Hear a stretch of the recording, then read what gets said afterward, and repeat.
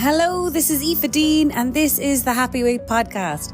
So I have a few clients and, people I know and everything like that heading away for Easter or the midterm break. So it's a good time to chat about some do's and don'ts around that if we're moving forward with a happy relationship with food and we're letting go of the weight that came from an unhappy relationship with food.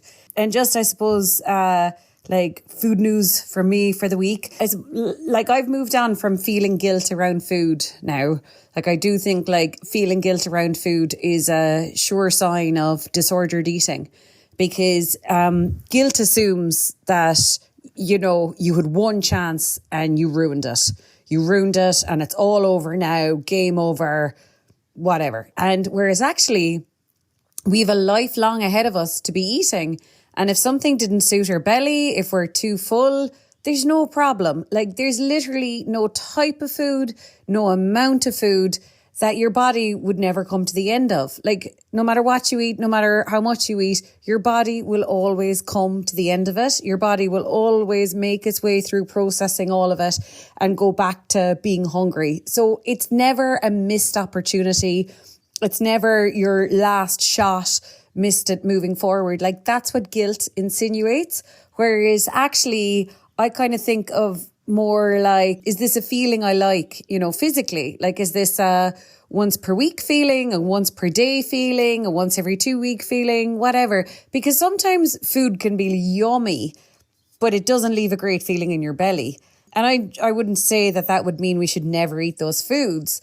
It would just mean that we're, the taste is worth the slight discomfort maybe every so often, but not as often as foods that feel physically comfortable. We had a bake-off at work the other day in the co-working space that I work in, and 5 or 6 of us brought in sweet treats and buns and all the rest of it. So my lunch last Wednesday was just cakes and stuff. And the thing was, it was super fun to join in with people. The taste of everything was incredible. I really loved my own butterfly buns. So I had loads of them. And then I had to drive to Cork in the afternoon. And it was just not a feeling that I'd like every day. As in, if I had my time back, I'd do it again. If there was another bake-off next month, maybe I'd still have stuff for lunch. I don't know, maybe I'd adapt it a bit. But it wasn't a great feeling because the stuff that I ate just made me feel physically I had overdone it. My belly felt like I'd kind of had too much.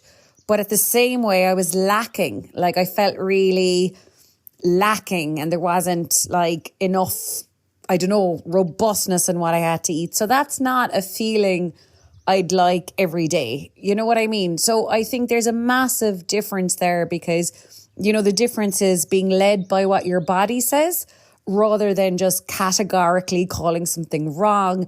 We need to get out of that because disordered eating is just kind of always making it about us being wrong or a failure or calling foods good or bad and therefore us being good or bad if we eat them. And when you think about it, that's just nonsense. As in, that's even hard to imagine now why I would call myself a bad person because I had buns at a bake-off. Of course you're going to have buns at a bake-off if you like buns. Do you know what I mean? So that evening anyway, I went to Cork, was walking with my friend Grania. Then we went to, is it the Algiers or Angler's Rest maybe, and had a gorgeous meal, and all I wanted was the opposite kind of food, I wanted soup and I wanted brown bread and I wanted hearty stuff. I think I had that and I had chicken wings. Grania had these yummy breadcrumbed mushroomy things, and we brought home the rest of those and we brought home the rest of my chicken wings. And I think that's another nice switch in thinking. Whenever we're not eating something right, it's either because we found a better version of that food or we found a better time to eat it. So I wasn't saying no to the rest of my chicken wings. I was thinking I have found a better time to eat these because my belly was full. My taste buds were maxed out on them. And we'd be coming home from 9. I was doing a careers night in Blarney Secondary School. And by 9 p.m, I would super appreciate those gorgeous rest of the chicken wings and the gorgeous sauce that came with them. So, like, I think that's another important switch that you say to your brain that, say if your brain is like, oh, you might as well eat the ice cream now. Instead say, oh, I am pro ice cream. I am all about ice cream. And because of that, I will be eating ice cream when it tastes good and when I have an opportunity where it will taste good and like I could enjoy it and it would feel nice in my belly. So I think that's an important part of creating a beautiful relationship with food, that we value food. Like if we're eating the food, we want it to be a nice time. We want it to be at a time where we can knock the most out of it. Like we can enjoy the taste. It will definitely feel good in our belly because we've a bit of room in our belly for it. It's a nice environment. We're relaxed, whatever, where possible. So that all worked out well, and all's well that ends well. The soup and the brown bread really changed, and the chicken wings really changed that icky, too much sugar in my belly kind of feeling. So on to, if you're heading away, to Spain or Portugal, or you're heading away for some Easter break. Obviously the country doesn't matter where you're headed away to. Or if you're bringing the kids somewhere, or your grandkids or your nieces and nephews or whatever. Here are some kind of basic rules, I kind of think. First of all, I think it's really endlessly surprising how you could ask yourself, if you've struggled with your eating and weight for years, you could ask yourself, what would I normally do in this situation? And do the opposite. Like, what would a dieter do in this situation? And do the opposite. Like 90% of the time, that won't set you wrong, But the first thing is, right, say I'm recording this on a Monday and say you're heading away on Friday, right? So you're heading away in 4 or 5 days' time. The first thing is, don't pre-starve yourself. Don't undereat before you go on holidays. So this is the thing that we do in disordered eating. We are constantly setting ourselves up for failure. So we're constantly setting traps for ourselves where we will inevitably overeat. We will inevitably be out of control with food. We will inevitably be beasts unleashed around food. And anyone would be if they had pre-starved themselves or underate, or not bothered to think about a breakfast or a lunch, or not eating food all week that was nice tasting or whatever. We keep putting ourselves in these situations that, slim people don't overeat in that situation because they didn't do the thing before it. They didn't do the starving themselves before it. So I suppose what a dieter might do is have a really boring, by the rules kind of week before they go on holidays, to then save calories for holidays. And like I said, that will only make us have quite a warped relationship with food when we go on holidays then. So I would actually suggest the polar opposite.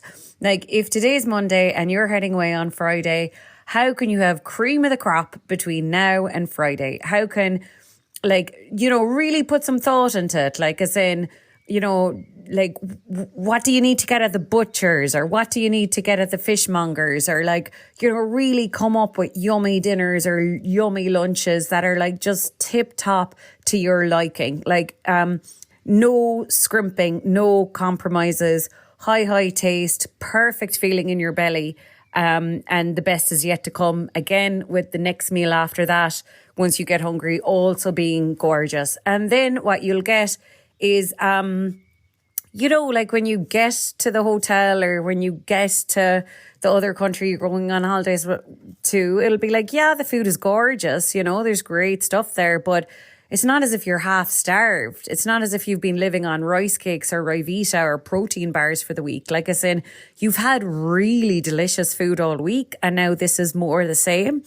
And it's really important to, that might be something you're not used to doing. And that might be something that really feels wrong to you because you're so used to trying to be good before you go on holidays. But the other really important part of that is because of the other side, when you come back from holidays. So, most overeating is because of a sense of food scarcity. Like, I don't have full access to food every day of the year. I don't have full access to all foods every day of the year. So when people believe that about themselves, when people believe they don't have access to all foods all days of the year, they will be overeating before all the food is taken away from them again.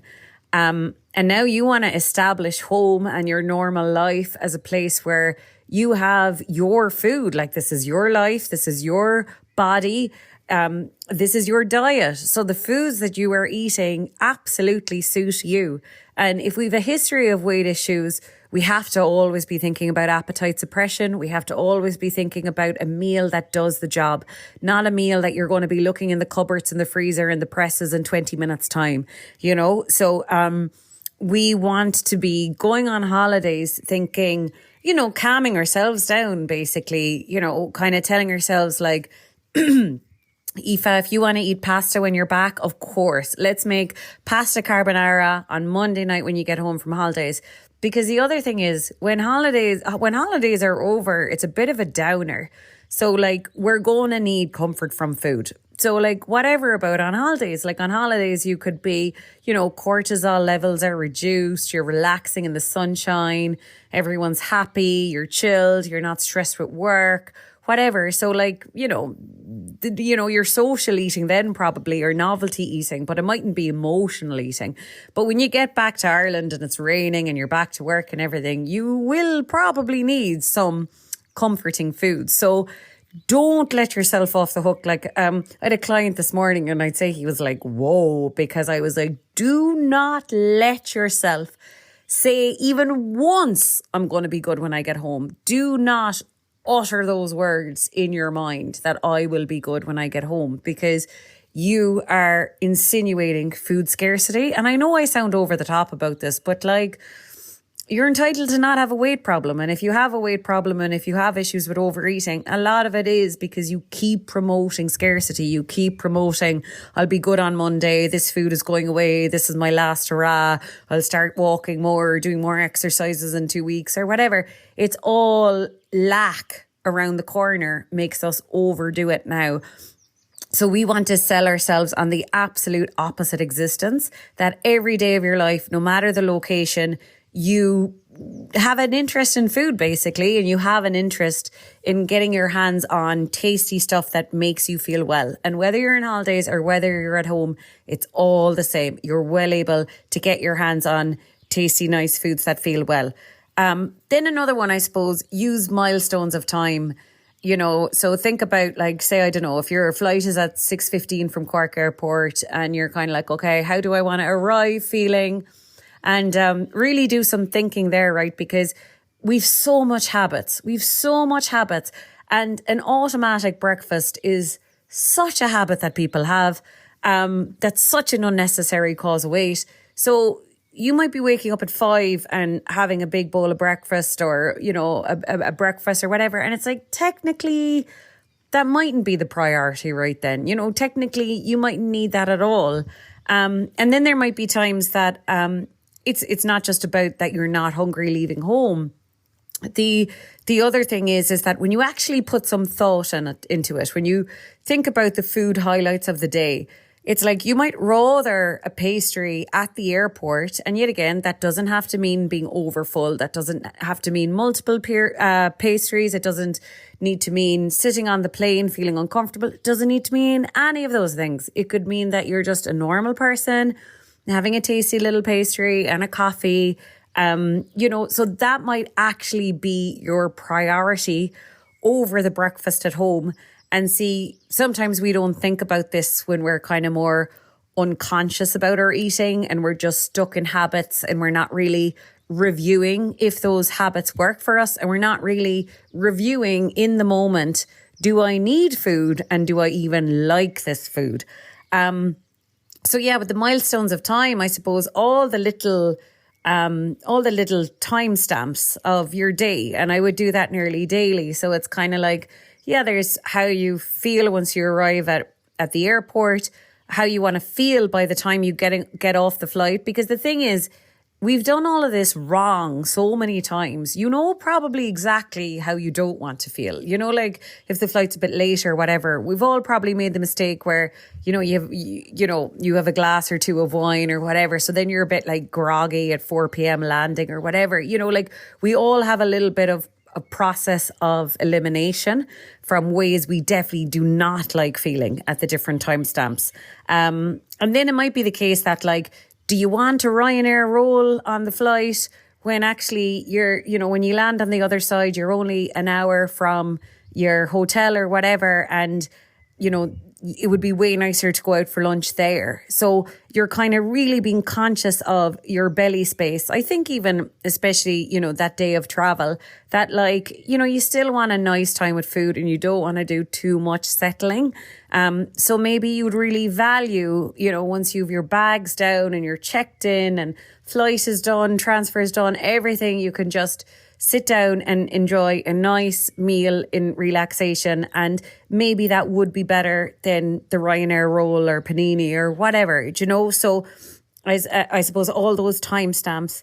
And then I suppose the timestamps throughout the holiday, like, okay, how do you want to feel 4 days in? Because I would say a huge pro and benefit would be like, if you're 4 days into the holiday and because you haven't overdone it, because you've been super picky, super high standards, you're not feeling like a beached whale by day 4. And, we've all been there too. Like, as I remember on my holidays, it's like actually by day 1, I had maxed out because, like day 1 of the holiday, I would have been thinking anything goes. And I'm small enough. I'm 5'3". So like it doesn't take an awful lot to really be carrying around heaviness quick. And then it's crap because your taste buds are suppressed for the rest of the holiday and you're just adding to this heavy, bloated feeling.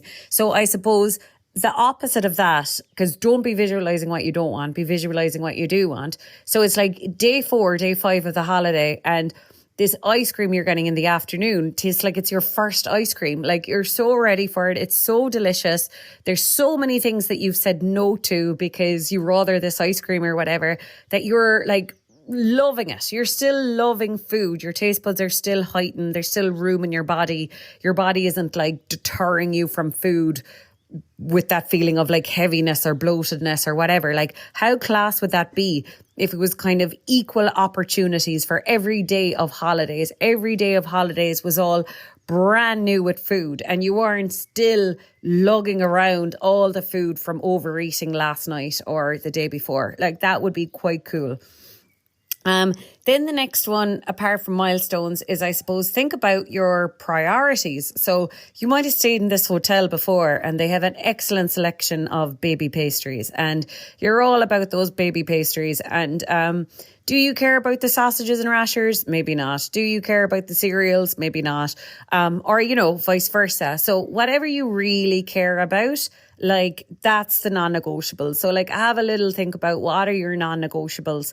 Another thing might be like you just love having, I don't know, a Heineken on when you're sunbathing or something, or a pina colada, or I don't know, you might like a drink in the afternoon because that's not something you can do at work probably, or whatever, something that kind of marks holiday mode to you. That might be a bit of a non-negotiable. Like maybe wine at dinner, maybe the kids are gone to some kids club or something and you get to have wine with your friend or with your partner or whoever's on holidays with you. And, maybe even at dinner as well, maybe you're in a mood where you're all about the riaca, you're all about the dessert, but like, do you need a big feed? Maybe not. So taste is really important, to kind of, I just think especially as women, for some reason, I just noticed that difference between working with men and women. Like just like this little collection of tastes and prizes. Do you know what I mean? Like we're getting a different little hit off all the foods we're eating. So sometimes variety is more important than volume. So if maybe even if you're sharing with your friend or your partner or whatever, that like you get loads of little dishes and you try lots of things or whatever, but you might need, a 3-course meal. Like, if you have the 3-course meal and the riaca is really important to you and the dessert is really important to you, well then the whole thing might tip you over the edge to being overfed. So yeah, or maybe you have like family traditions or traditions with your sister, or I know one of my ones in Spain is I need to get my hands on Cheetos if I'm over there. That's my little Spanish tradition. There might be things that aren't kind of non-negotiables. And we're thinking about all our non-negotiables, and then we're thinking about the things that are so not worth it. And I kind of would guess there are stuff that you can remember from other holidays that you would have kind of sleep at. You would have eaten them because someone bought them, or they're someone else's thing, or they came with the meal, or it's just a common thing in that country or whatever. But actually, now that you ask yourself and you think about your stomach as prime real estate, it's like, is it your thing? Is this worth elbowing out, an ice cream later? Maybe not. Is this worth like stealing the stomach room that could be used on mini pastries tomorrow morning, or sausages, or whatever it might be? So just really be conscious that anything that's not your thing, that you're eating, is stealing belly space for something that is your thing. Because, I think the holy grail would be that we're eating exactly what we want, but we're never really going over. We're not constantly pushing our body into that overfed state. And in order to not be pushing our body into that overfed state, it is kind of like what has to go and what's crazy important to you. And I always think that we're listening to our body if we're being weird. So like, as in, there might be, I don't know, there might be something, I can't even think of an example now, but like, you love it so much that you only want that for your meal. Like maybe, I don't know, like say a crusty fresh bread and olive oil and salt. Like I think that was my supper the other night. Like that's all I wanted. I wanted to go from hungry to full on olive oil, salt and bread, a really yummy sourdough or something like that.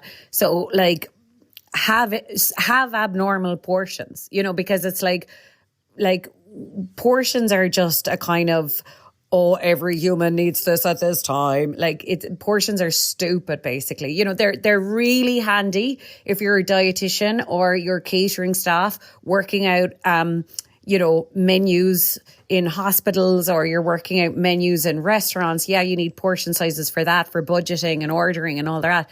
But for our health, you do not need portion sizes, because our portions change. Like some night you might be all about spuds, another night you might not have any interest in spuds. You know what I mean? That's how kind of our nutrition and health goes.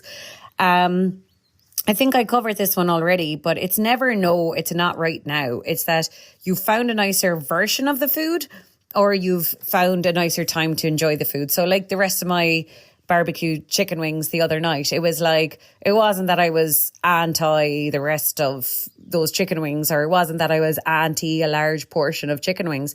I was just pro eating chicken wings when they would really be optimized by me, when they would really be loved and appreciated. And so that's why I kept some for later, basically. And I was chatting to one of my clients this morning, and she like literally just started the program like 4 or 5 days ago. And she was like, in work, they have these board meetings, and it sounds like they're just the most basic biscuits on offer, like just the most cheapest basic biscuits, at these meetings. And, when we were chatting things anyway, she brought up about like, she thinks that like, oh my God, they're the first to go. Like when she thinks of how much she has eaten of them in her history, she's like, what a waste, like what a waste. And the thing is with a food like that, I'm kind of like, I suppose unless it's functional, like unless she gets in there and she's absolutely hanging and she's in that meeting for another hour before she gets lunch or something. Yeah, 2 or 3 of them with a cup of tea might be functional just to get her through, but also it'd be a shame if she ruined her appetite for her lovely lunch, because no doubt whatever lunch she could pick would be way nicer than these cheap biscuits. And also, say if they're cheap cookies or whatever, I suppose the question we always have to ask ourselves is, could you find better? And I'm pretty sure her meetings are in Dublin or something. So it's kind of like, you definitely could find better cookies than those really cheapo ones, in the boardroom meeting or whatever. So we're always thinking, can I find a better version of this food, or can I find a better time for this food? Do you know, if right now it wouldn't make our belly feel good, or the taste wouldn't be up to scratch. And last but not least, get yourself new holiday clothes and throw money at the situation if you can. So we have to symbolically now put an end to our whole chapter of a weight problem, right?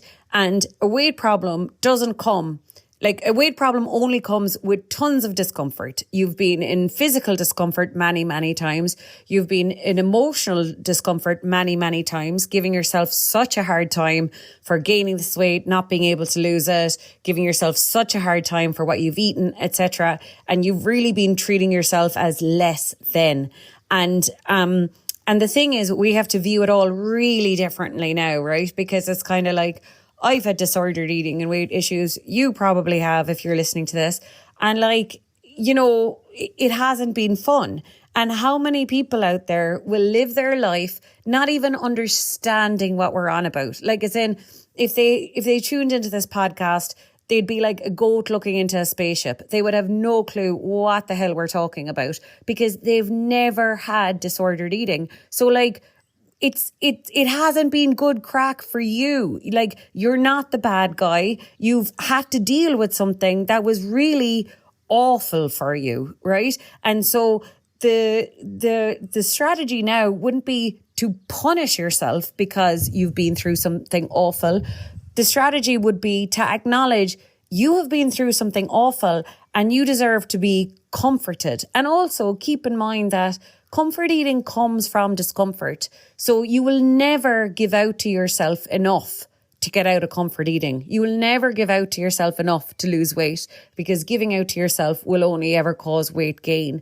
So now we really want to treat ourselves differently. Like, I kind of think you don't need new clothes when you lose weight. When you lose weight, you could put on an old big baggy jumper. You could put on your boyfriend or your partner's old clothes, whatever, and you'd feel pretty attractive. So you don't need clothes when you lose weight. You need clothes when you're at the highest possible weight. Like, basically, the higher our weight, or the higher our weight we are for ourselves. Like, you know, if we're at a weight that's really pretty unfamiliar to us, like we haven't really been at this weight before, or it's very high for us or whatever, well, then you really need new clothes because we have to snap out of the fat girl trying to get slim feeling. It's an awful feeling. Now we want to move chapter, and you can be magnificent and a work in progress at the same time. And your fat clothes probably have bad juju. You don't want to be bringing them on holidays. You want to be going on holidays with a fresh approach to yourself, and you want to be going on holidays with a fresh approach to food. You want to be out there and you want to be acting like someone who's never had a weight problem, never will have a weight problem. You want to be choosing food and seeing food like a slim person, basically. You want to be positive about it all, and you want to be positive about yourself and your body. And part of that, I think, really is indulging in new clothes, getting your hair done, getting your tan done, getting your teeth whitened, getting your nails done, getting your eyebrows done, get it all done if you can afford it. Like, just really throw money at the situation to show that now is when you spoil yourself. You don't spoil yourself when you've overcome overeating or when you've lost weight. You don't need the spoiling then. You need the spoiling to get out of weight problems. You need to spoil yourself so much that the derogatory way of treating yourself and talking to yourself and holding yourself back from nice clothes or whatever, like that just starts seeming alien to you. And another reminder as well is that you mightn't be happy with your weight, but you are thousands of people's goal weight.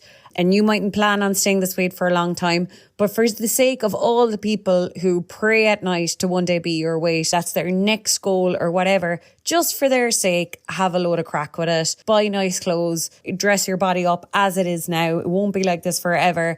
And try and embrace the bigger breasts or the bigger arse or whatever we have when, you know, we're a bigger size. And the more you enjoy it, basically, the more of a middle finger you're sticking up at fear, so the sooner you will be a lighter weight. That's what I found anyway. So yeah, hope you enjoyed today's episode. Thanks so much for being here. And if you are going anywhere, have a fabulous, fabulous time. Okay, take care. Bye-bye.